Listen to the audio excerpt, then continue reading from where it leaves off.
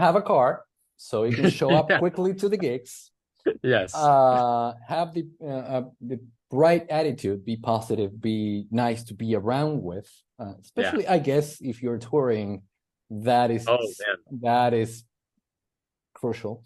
Yeah. Have the yeah, have the right gear, sight reading and taking notes, hmm and having a network. Yes. Mingling. Okay. Hi, I'm Tom Sawada from Drummer to the Bone. Today I'm joined by Greg Sadler. Greg is an LA-based session drummer with a busy schedule both in the studio and on the stage. He has provided the rhythmic foundation for Grammy winners, Rock and Roll Hall of Fame inductees, Tony winners, and many, many more. He currently plays with the Pandemonium Big Band. But Greg also has his own studio from which he records material for movies, television, and video games, in addition to playing on projects and songs for clients all over the world. He recently played on the soundtrack for the TV show Freeform and also joined forces with renowned composers Hal Rosenfeld and Tony Morales to play on the soundtrack for the first episode of the latest Arnold Schwarzenegger TV show FUBAR, which airs on Netflix. The show's a massive hit. I binge watched that. That I lost an entire weekend there, and that show is being confirmed for a new season. So congratulations, Greg, and thank you so much for taking the time. Yeah, I'm happy to be here. Thanks for having me. Thank you. So, first question that I think for many drummers must come to mind, including this one, Sure. is how do you get into movies and TV scoring and video games? How do you get there? This was really kind of like a field of dreams thing for me, where it's like if you build it, they will come. And so that was a pandemic project for me because before 2020, I was doing like 90% live work compared to in the studio stuff. I was just had a super busy schedule out in LA and doing fly dates and stuff like that. And once all that shut down, it was like, okay, I got to figure out a way to make money. People have been telling me for a long time, like, you should really learn Pro Tools and like you've got a room, we could get it set up. And it was just seemed like such a insurmountable like learning curve for me. And I'm not really tech savvy. So I was really just like turned off to the idea of losing, a whole week and a half or 2 weeks of like shedding for gigs to work on Pro Tools chops. And the pandemic gave me that perfect opportunity to spend a lot more than a week and a half on getting my Pro Tools chops together and learning about microphones and getting, I built all these panels with my dad and getting the room treated and all of that to the point where it's like, oh, I can feel confident when someone sends me a track, I can record drums at a high level and send it back to them. And so I basically just started trying to tell people through social media, like, hey, I have this now, I have this ability. Here are some of the sounds I'm getting. And because of all the people that I knew from doing the live work, once I had that new offering, it just kind of naturally flowed into like, oh, well, Greg's someone that we would love to hire for live stuff. And now he can do the studio. So let's call him for that. And it's just kind of one thing leads to another. You meet an engineer here, a composer there. And it's like, oh, do you have, ability to record yourself? I sure do. And then, you know, that's how it usually happens. And I imagine, well, you're on your own in your studio most of the time. I imagine that nowadays maybe you go to some studios to record the scores, or Sometimes. you do both. Yeah. Mhm. But is it any different from like a normal gig in terms of course, I'm sure there's a sheet, there's a score, but do you have to approach it differently? Because sometimes all the cues might not be there. Being the drummer, maybe sometimes you lay your tracks first, so you have no idea what's going on top Right. of that. Mhm. So do you have any approach that is different from what you would call like a normal gig, or is just same standard procedure? I think it's the same in the sense that I try to like I think anybody would try to get as much information as you can, Yeah. record something, or if I'm going to go into a gig with players that I don't know at a new venue or something, I'm going to ask a lot of questions if they're not provided, and just try to give myself the best chance for being successful. But the movie stuff is crazy because like I've done everything from there's a specifically notated drum part and they want literally every note to be exactly like it is on the MIDI, to walking into a studio and you watch a monitor with the movie happening and they just say like just improvise, and when like something happens, like oh he hits him here or whatever, like he falls down the stairs, like do something that matches with that, kind of more like a Birdman kind of improvisational technique. And so you kind of have to be ready for whatever, and the movies are also strange because obviously in like a lot of live stuff what you're playing makes musical sense, and it's usually like understandable phrases and melodic and etc. It's easy to follow. But some of these cues are lined up to the visuals, and they did not take music into account when they were, filming this stuff. So you get wacky time signatures sometimes, or like, all right, I guess we're gonna do like 3.5 bars of this groove and then stop, and then like go into this completely different tempo. And so it really is it's exhausting. It can be, depending on the session, but it can be really exhausting mentally, because at least when you're playing like a song, you can kind of relax and groove into it. But if you're on like a movie session and it's this to that to that to this, and then like that instrument, and then like tambourine or whatever, and your brain by the end of it is just like, what just happened? So I think that's been one of the things that has surprised me as I've gotten more and more film work, is that even though I enjoy the sessions, sometimes I walk away from them not feeling necessarily like musically fulfilled. It's more of just like I did a good job on that task, and like I utilized my skills in a new way. But that's just kind of, I mean, how it goes. How it goes. It's a job, number one. Yeah, of course. And I do love it. I don't mean to make it sound like I'm not enjoying it. Of course. But it's just like a different beast. Musically, it's a different.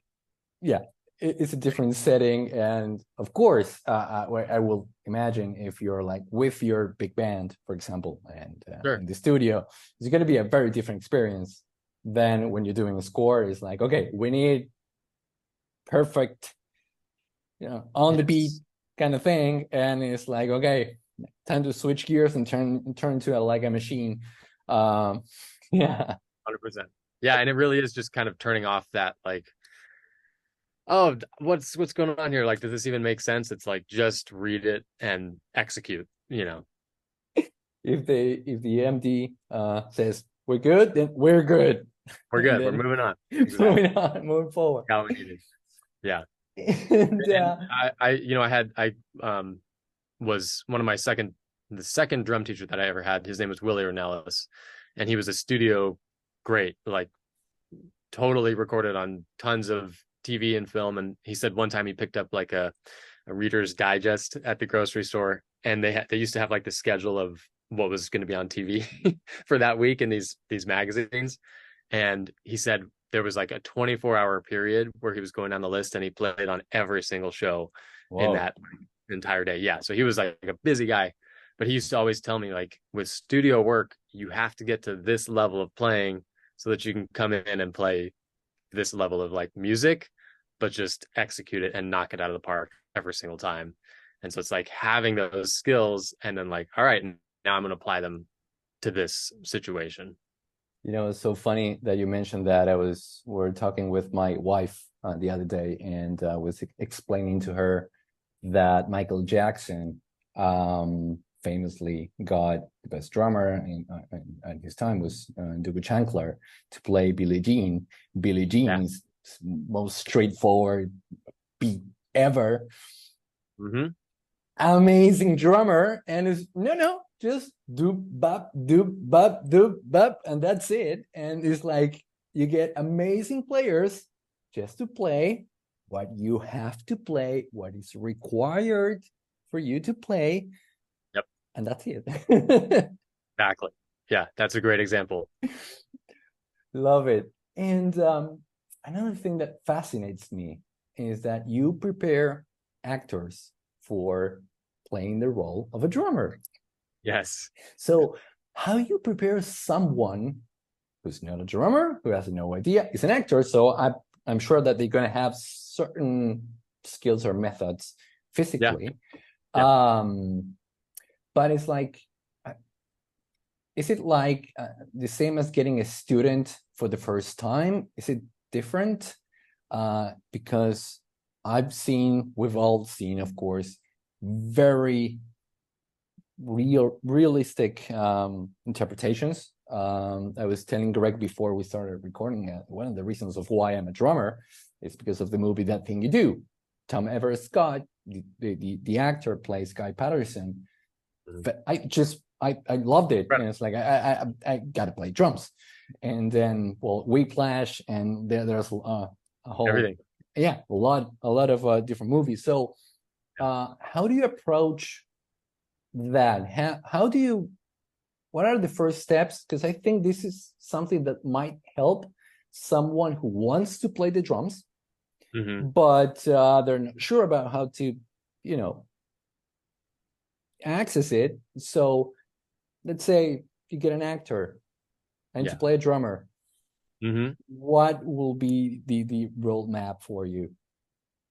Well, I would say it is and it isn't like having a beginner student, because if I get a beginner student, it's like, great, you're now my student. Let's start at square one and we'll just work up. And in 5 years, you'll be an advanced student, But with an actor, they come to me and it's like, I have to play this song next week. I've never touched the drums before.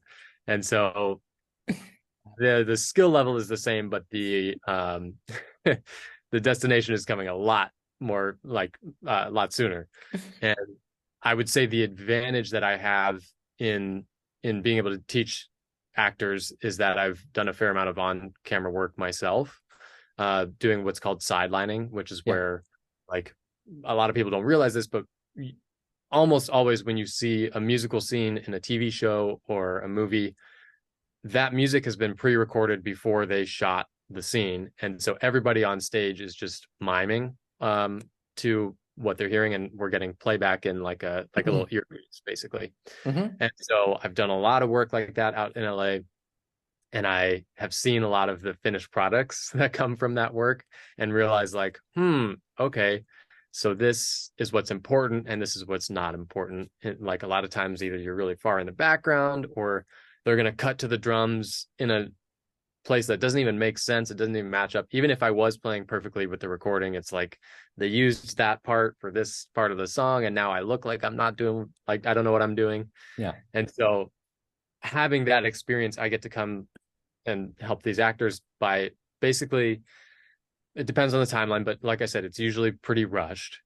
And so it's like, okay, what is the most important thing? And I do it from like if you think of like Google Earth, it's like, let's zoom all the way out to like, all right, you're just way in the background of this scene. What do we need to teach you so that if that's the case, you at least are like hitting the right symbols, or like you're not crossing your arms the wrong way, or it's these things that people that don't play the drums wouldn't know. And so depending on how much time I have, it's like, okay, let's do like the triage, kind of like, this is how to hold the sticks. We're going to hit this crash every time you hear this part of the song. And then if I have more time with the actor, we'll just start to zoom in and zoom in and zoom in. And then all of a sudden it's like, oh, there are different countries. Like, oh, that's a state.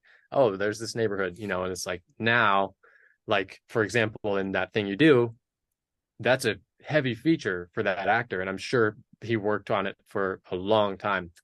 And sometimes that is the case, and that's really nice. But, if it's that kind of situation, then we need the time to be able to say, like, these are the specific skills that you're going to need in order to execute this. So let's start with those, and we won't worry about paradiddles. We won't worry about flams, or whatever. Like, let's just hone in on, this is what you need in order to get this done. And so that's the approach that I try to take. And the great thing is that I've been very fortunate to work with actors that care a lot. Yeah. about it. And so, I I mean, they imagine practice that. way more than my Yeah. students practice. Like, Yeah, I imagine that that matters a lot, is how involved and how, you know, how much the actor wants to do it right. yeah. And it's, I mean, to the point where it's like, all right, I'm telling the studio they need to get me a drum set in my trailer, and like I'm gonna practice when we're not doing takes. And like these people are very dedicated to, I mean, their work is in front of millions Of and millions course, of people. So it you makes don't sense. want to you Yeah, don't you want don't to want to look look like a fool. exactly. But I would just say I've been, you know, impressed by the work ethic and how much they care to make it look right. And it makes my job a lot easier too. Of course, and I'm sure that it's a sense of, you know, you're proud when you then see the work Yeah, it's so done exciting. by that actor in the TV show or movie. Because how Exactly. many movies or anything that you've seen that the guy is supposedly playing guitar, but he's holding the guitar like that, 100%. Yeah. and it's like, um, that, or you know, And oh, you know, to so many people, it doesn't magic matter. is the magic is gone, Exactly. but the But to a lot magic. of people who know, it's like, ah, that just totally took me out of the world, you know? So, Yeah. So yeah, musicians, I think, are one of the musicians and photographers must be worst people to go to the movies with. yeah. Uh, Yes. I'm a huge Queen fan, as you can see there, Oh, and I yeah. went to see, of course, Bohemian Rhapsody, and some shots, the shots of Roger Taylor were not precisely matched, and I was like, oh, my wife was, I was with my wife, and she was like, it's a movie, relax. It's like, Oh, yeah. I can't. Or, No. you know, the wrong year for it's like 1973, and they're playing, I don't know, Siljan custom shop, whatever. I was Yeah. like, that didn't exist. Got a But PDP kit. Like, what's going on? they played Sabians in 1964. I was like, Yeah. no, Right. the company Exactly. didn't exist. I was like, Exactly. worst kind of people No. to go to. Yeah. Anytime I'm watching a show with my wife and there's a drummer, either I'll be like, he did a good job, or immediately I'll be like, nah, not even close. I don't want to punch this anymore. Yeah. She probably And hates me for yeah, that is, just calm down. I it. can't. Yeah. I can't. This is what I do. Um, and speaking of students and some people want to do it and are more involved, and maybe some others not that much. Sure.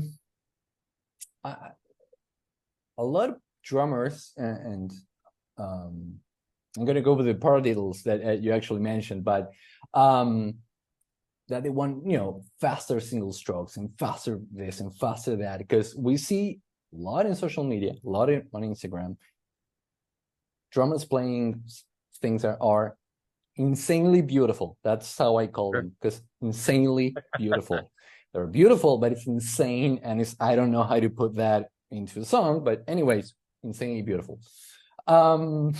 So being that a lot of drummers, especially young drummers, want like faster single strokes. I've seen you on your YouTube channel, which I recommend, and I'll put the YouTube channel, Greg's channel, on the comments. Practicing the paradiddle pyramid. Yeah. Pyramid. It's a tough word to say. So could you break down why that exercise is so good for faster downstrokes, or if there's any other way, and how to best approach when you want to improve and you want to see those play like those guys that we all see on Instagram? Yeah. So basically, for anybody who doesn't know or who won't watch the YouTube or the paradiddle pyramid, that is hard. It's it's mouthful. Essentially, you would start with a single paradiddle, right, left, right, left, left, and then it keeps that pattern but stacks singles on top of it. So it's the next one be right, left, right, right, left, right, left.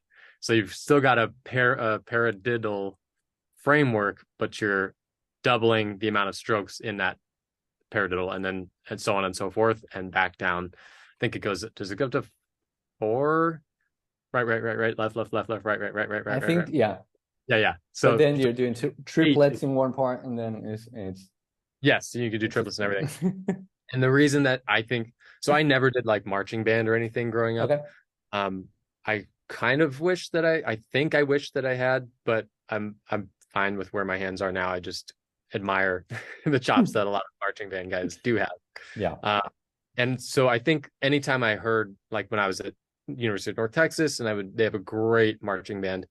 So anytime I would hear those players talking about exercises they were doing, like, oh, I'm practicing my eights or something like that, it would really intrigue me.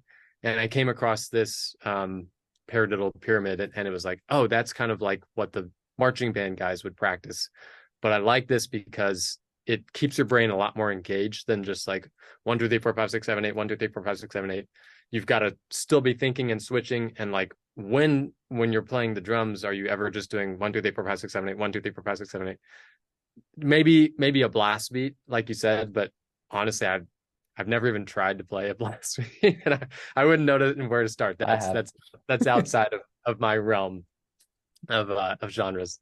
But I think that the magic about the paradiddle pyramid is that I'm gonna get it one of these times. Is that it allows you to build speed in like shorter spurts, because there are a lot of times where I need a quick 4, like, or whatever, or a quick 8, something like that. And so it's keeps your brain engaged, and it just trains your hands to be more musical while also still getting that like constant all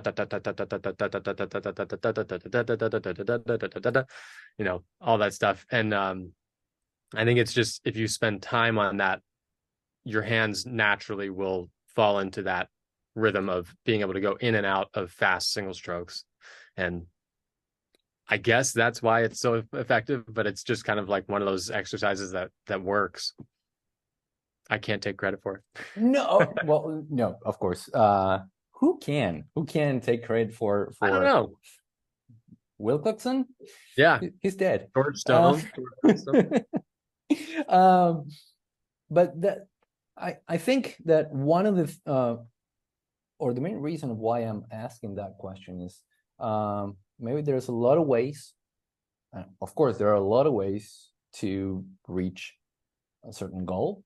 But sometimes it's nice to know one of those ways. Some people might have other ways to do it, but if it's a proven method, and although it's difficult and it's confusing sometimes, if you want to reach to that point, maybe it's worth it. Try it out and see how you feel with it, and actually see if you feel the advance, if you feel moving forward, if you feel more comfortable with your hands, your wrists, and how basically everything sounds, your downstrokes, your upstrokes, etc. So that was why I was asking. And like, if I had a student that came to me and said, I want faster singles, and I'm doing the paradiddle pyramid, I got it, but they weren't seeing results, then it's like, okay, well then let's strip it down and let's look at the individual elements. Like, let's work on your finger speed, let's work on your wrist speed, and break those down individually, and then we'll add those back into this exercise. But at the end of the day, it's just another method of training all of those different elements, so. But your grip, how loose your arms are, etc., of course, are fundamental. And it's just time. It's just time. Unfortunately, there aren't many shortcuts. Yeah, that's the funny thing is, you learn about that when you get old. Right? When you want things to go more quickly, that's when you can't make it happen. And I don't want to take a lot more of your time, but I do have like 2, maybe 3 more questions that I'd love to get into. I feel like I'm rambling so much, so it's my fault if we're not getting to everything. If you're rumbling, it's because of my questions, not because of you. So if there's anyone to blame, which I don't think, we're having fun, and I think you're mentioning a lot of things that are so densely valuable in terms of how to approach different scenarios in terms of line of work and Sure. how to approach different approaches when you're learning the instrument, etc. And speaking of which, in your work as a session drummer, you moved from like indie duos to big bands and a lot of things in between that we discussed. So what's the level of adaptability that you need in order to fit with those different artists that sometimes are so different one from the next? Right. I think, I mean, that for me stems all the way back to just my upbringing and my musical, like what I absorbed as a kid. My mom was always playing jazz and like crooners, and while she was making dinner in the house, we had the Big Band Swing channel on the TV or Right. whatever, the Music Choice, Yeah. channel. And then my dad was like more into like Tom Petty and John Mellencamp and all that stuff, and U2. And so I have like a soft spot in my heart for all of that. But it also, I mean, it all just like mingled. And then once I got with that teacher, Willie Ornelas, that I mentioned, he introduced me to Steely Dan and Tower of Power and all this stuff. And this is when I was in like middle school and high school that I was exposed to all this stuff. Like I remember a teacher asking me when I was a sophomore in high school, they were going around the room and asking people like, what's your favorite band? And I was like, Steely Dan. Yeah. Literally everybody in the class was like, yeah, exactly. Everybody in the class was like, this guy's a nerd. Who is that? This guy is a nerd. Yeah. We are nerds. Yeah, exactly. And I truly am. But I think that because of that, I feel at home in a lot of different genres. Right. And I've never been like, I feel guilty neglecting a certain genre for too long. Almost, it's like I feel like such an affinity for so many different styles of music, and so whatever I've done and whatever I've practiced and everything has always been like, oh, but then I want to work on like just like a slamming backbeat, and getting that super solid. And then it's like, if I do that for too long, I start to miss all the like triplet comping exercises and coordination stuff from jazz. And so anyway, all of that has contributed, and also having teachers like Greg Bissonette, who always told me like, you have to stay well-rounded. Like if you want to work, if you're going to come back to LA after college and you want to work, don't become just a jazz drummer at University of North Texas. Like you have got to go out and play in the cover bands there, play in the like gospel music, take everything you can and learn every style you can. And so that was like really crucial advice for me as well, to just be like, okay, I can trust those instincts that I have of like, well, I like playing everything, and I don't have to feel guilty about that, because a lot of times, especially in college at University of North Texas, it's like that is jazz heavy for sure. Right. And so if you are like, I recorded on like a country album and used to go out and play with country bands on the weekends when I was in jazz school, and a lot of people were like, why? The eyebrows. It's like, yeah, why are you doing that? Why are you doing that? Yeah. 100%. But it was like, well, I love it, and I'm not going to have my career at University of North Texas. Like I'm going to LA, and I need to be able to play everything. And so I'm investing time in this, and I'm so glad that I did. And I think that spending a lot of time in all of those areas and like having gigs where it's like, I got 40 country tunes to learn. And then like, I did 4 years straight of 2-hour big band rehearsals Monday through Friday, so it's like I'm so in that realm also at the same time. And it's like all of that just kind of came together and has continued to come together. It's something that I'm always working on to kind of make me the player that I am, and kind of the chameleon that I'm able to be in the studio and live, honestly.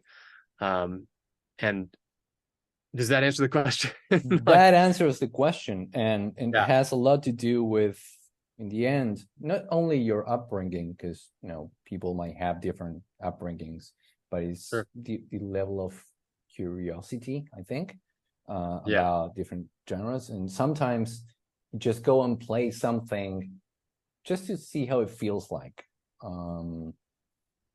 Maybe you don't feel like playing that, that style of music anymore. As you mentioned, maybe metal is not one of your, styles in your realm of things, and that is great. Maybe you've tried once and it's like, not for me. I used to have a double kick pedal. Yeah. Great. I remember I back in my 20s, I wanted to see how far I could push it. So I had at the same time a thrash metal band and a bossa nova band. Yes, I love that. It was insane. Yeah. I love that. Being deaf from one gig to the other with the acoustic. Yeah. I was like, but I'm sure that the upbringing, because that's something that I hear a lot, but then your own level of curiosity and trying to push the envelope and being outside maybe what other people will think. It's like what you mentioned about you're being back in college and everybody was playing jazz and you try to venture outside of that.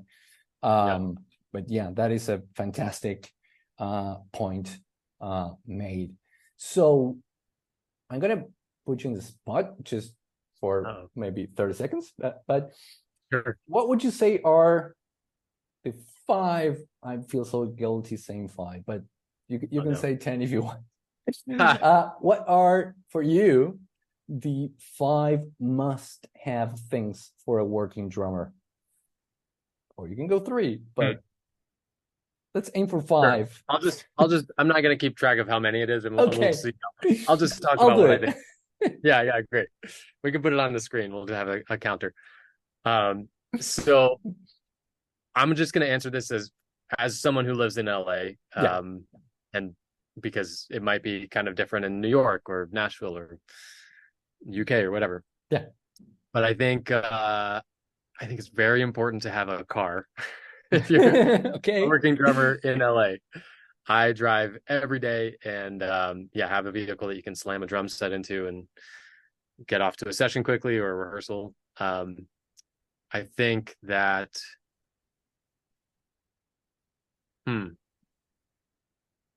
a good attitude is an essential also. I hate working with people that are always negative or are always complaining about pushing this thing paid more, or we're going way too late, all this stuff. It's like, you took the gig, you took the session, we're here now, let's have fun, let's make good music, make the best of it, out of it. Yeah, absolutely. Must have the right gear. The right gear, what will the right gear mean? Yeah, that's fair because that's a very general thing, but I do think that, because I love playing so many different styles, it costs a lot of money to have. Well, we can see your background, so yeah. Yes, exactly. You can see, I want to have the right snare drum for this thing, or that one's way loud, it's too much for this. Cymbals is another thing, but I just think let's say you've got to have gear that's going to facilitate you being playing in a musically appropriate manner for what the gig or the session is asking for. And so if I show up with a 24-inch kick for my little steakhouse jazz trio gig, something like that, it's like you've got to be able to show up with pieces of gear that are, again, that's not wrong, but it's going to make it a lot harder for me to execute this music in a way that is stylistically appropriate. Correct. Man, this is tough. What else is necessary? Maybe I can ask and you tell me yes, no. Yeah, sure. Good, sure. So sight reading. Oh, okay. It depends. Okay. I have a lot of friends that are like, I couldn't tell you the last time I read a chart. And wow. I personally, I can't tell you how many charts I've read in the last 2 weeks. Just hundreds, so much material goes by with the different gigs that I play and sessions that I do, that sight reading for me is absolutely essential. And also notating, being able to hear something and notate quickly in a similar vein is so essential for me. Yeah, because the turnaround time gets a lot quicker. So you can, time is money, especially in the studio. Like, here's the track, studios. and I've got 2 listens through to make a chart that's going to let me play it in 2 takes, perfectly. So yeah. And well, we actually mentioned 4, so I'm gonna go for the close. 5th. Yeah. So, and something that you mentioned at the beginning, which is you were friends or you knew other people, and that's how you got into movies and TV. Yes. etc. So, the famous what's the best trait for a drummer is I have a lot of bass players who are friends. So, how important are the connections, and how do you build those connections? Is that one? Is that something that you will consider massive? Definitely. Yeah, and I think that in today's day and age, the line gets a little bit blurry. Like, it depends what you want to do, because you can do so much just from this room, and I don't have to venture out at all. As long as I market myself on Sound Better, or like Fiverr, or whatever like route you want to take, or YouTube, you can have a career and not ever have to meet another musician. It's pretty insane, or in person at least. But for me, as someone who does like 60-40, 50-50 studio and live work, that is invaluable. I've spent the last 12 years in LA just meeting people and playing on gigs and becoming friends, grabbing drinks, grabbing coffee, and it really does pay dividends to know and be close to all these people. It's not just who you know, it's how well you know them. And, are they going to be excited when you show up on a gig? And are you going to be, hey, how's your daughter doing? And like, I remember her name, or like, and your wife, like, what's going on with her? Did she get that job? This is my social scene. And so it really is like a friendly environment and a familial environment. And I would say for sure that's very essential to, working regularly and getting gigs. It's just like, you have to start somewhere, and maybe that's just going out to a show and meeting the people that are playing if you don't have a gig. But if you are already working, it's like, talk to the people on your gig and learn what they're doing and ask questions and follow up and follow them on Instagram and comment. And it's like, you have to just stay engaged and stay at the front of people's minds, so that they will think, when it's like, do you know any good drummers? I do, actually. I just worked with this guy, Greg Sadler. It's amazing. His drums sound great. Like, he's got the right gear. Right gear. Yeah. So have a car so you can show up quickly to the gigs. Yes. Have the right attitude, be positive, be nice to be around with. Especially, I guess, if you're touring, that is crucial. Have the right gear, sight reading and taking notes, and having a network. Yes. Mingling. Okay, great. Yeah. And I think I would just add, if we want to go all the way to 6, of course. Do your homework. Like, when you do get an opportunity, show up prepared and respect the other musicians by showing up and knowing your stuff. Because it really is, it's so annoying being on a gig and someone shows up late and doesn't seem to care about it. Like, we're all late sometimes, things happen, but when you show up late and it's just like, whatever, like, that's so disrespectful. And then showing up and not knowing your music, also disrespectful to other people's time. And it's just like part of like being a professional overall, but just like, respect your craft, respect the other people that you're working with, and do whatever you have to do whenever you have to do it, even if you have to stay up all night. Like, show up knowing your stuff, and that will pay dividends throughout your entire career. And stay humble. Beautiful. Stay humble. Stay humble. That's a big one. Because a lot of people get to a point where it's like, I don't need to work on this stuff anymore. I just walk in and I'm good. And they're not. 1 year later. One year later, I'm getting a phone call. Like, hey, can you fill in for this? Okay, 2 more questions, and we'll let you go, because we are pretty much on time, and I want to be respectful, of course, of your time. Thanks. So, when you record, especially of course in your home studio, do you have a favorite or preferred mic setup, like condensers on the far corners of the room, or something like that? Do you have a go-to or basic setting that you go, okay, this is my basics, and I'll build from there? Yeah, I do. And part of that is governed by just how many mics I have. If I had 20 more mics, I might change it up, but also the room that yeah, exactly. But the room that I have is it's not a huge room. It has really high ceilings, which is nice. Yeah. But I do like evenly spaced pairs for overheads, and I kind of experimented with like different techniques because I think that's mostly like the rooms and the overheads would be what you would really change as far as like, oh, I'm trying this setup now or that setup or Bloomline or whatever.